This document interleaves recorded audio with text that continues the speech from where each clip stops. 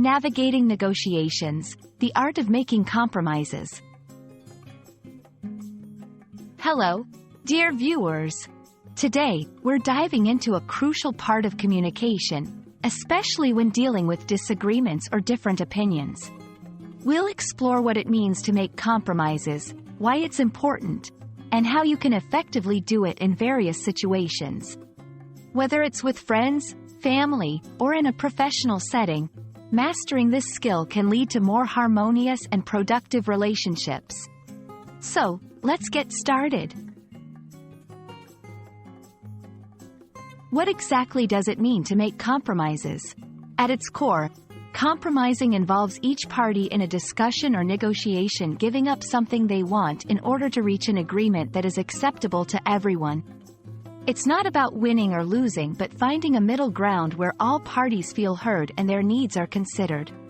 Compromises are fundamental in ensuring that relationships remain respectful and solutions are sustainable. Why is it important to make compromises? Life is full of interactions with people who have different perspectives and desires. By compromising, we build stronger relationships. It shows that you value the relationship more than your ego. Create solutions that everyone can accept. This prevents resentment and ensures that agreements last longer. Learn and grow.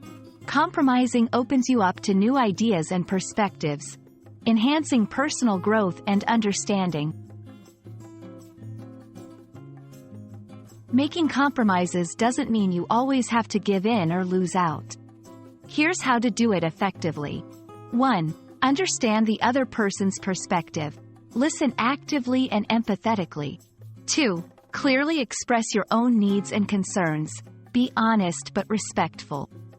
3. Look for common ground.